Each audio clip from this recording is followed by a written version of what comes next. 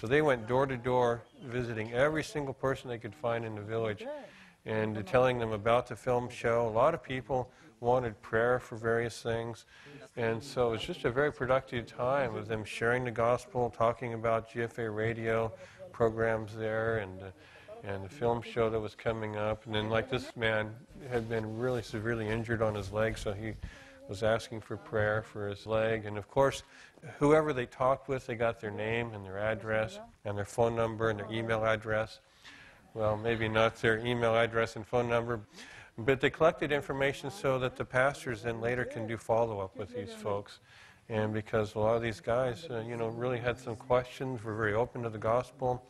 There was a lot of prayers going on, so it's just a really open door for the pastors now to go back through and do some follow-up.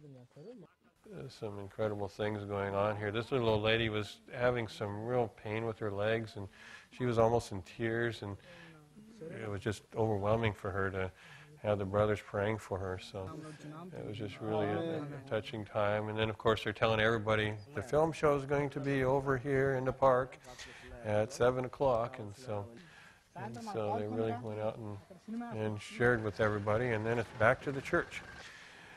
Again, this is a church where they're staying, and then they prayed. And they were just thanking God for all the contacts. They were praying for the people that they prayed with, and they spent about half an hour just, praying, about the meetings and the experiences that they had earlier that day. And then it's lunchtime, and they liked their lunch, rice and dal, and I had the same stuff they did, and it was pretty good. And then after lunch, then they've got work to do, cleaning up the vehicle, getting that thing all nice and shiny, and then meanwhile Sam getting all his literature and things gathered together for the film showing that night, and some of the other guys are helping him get tracks folded, and so they all just kind of work together. And meanwhile William's testing all the film showing equipment to make sure it's all working, so they don't get out there and it doesn't work. And Brother Raju's using his Maytag washing machine and getting his clothes washed for the day.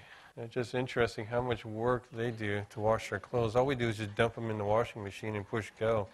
But he spent about half an hour just washing one pair of pants and a shirt and stuff. And it's just amazing how much work goes into just the simple things of life there that we take so much for granted here. And then also taking a bath, all lathered up there. That's a normal shower, and then the dryer.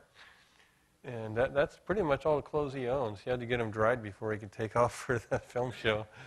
And then after a lot of that stuff, they take about an hour to read and to have their own devotional time. And a lot of them had a lot of books that Brother KP has written, and, about different subjects of spiritual life there. So they were doing that. And then they take a nap about 3 o'clock. And of course, they only get about 4 or 5 hours of sleep a night. So this nap is kind of a nice luxury for them if they get all their work done. And then at 4 o'clock, they got to get up and start getting themselves ready for the film show. And then guess what they do before the film show? They don't eat dinner, they pray. And then off they go and, head out, have some tea, and then Shook again checks out the vehicle. He's always checking that thing out. And then they load her up and hop in, and then guess what they do before they take off? They pray. And then down the road they go. And then, of course, the normal afternoon traffic rush hour in the village there. Set up the film just as the sun sets. They're setting up their gear and getting the vehicle all unloaded. And so this is the park area, a nice big open spot, to do the film showing. And there's a lot of work to setting up all this stuff. It took them about an hour to get everything unloaded, get the stakes pounded in the ground, get the screen up, and get all the audio gear and the generator running. And at least the thing started up a little bit more reliably this evening. And the thing's got a lot of miles on it. I think it's been around since 1983 or something. But getting everything all set up. Now they're in the modern age of DVD players, not the old Russian-built film projector that weighs 3 tons. They're really going high-tech. It's a lot lighter, uses less power, and that little Hitachi LCD projector is brighter than the film projectors are, so it's a lot easier to actually get pictures of the whole thing. And then once they get everything set up, and then William gives an announcement on the PA to the whole village saying, "Hey, we're about ready to start, so everybody show up." And so then people start gathering, and then the sun goes down, and it gets dark fast, and then the film starts showing, and in that big area, which is pitch black. I mean, I had a hard time trying to figure out what to capture with my camera. Couldn't see anything. And I figure about 200 or 300 people were gathered, and they were just kind of scattered, throughout the area there.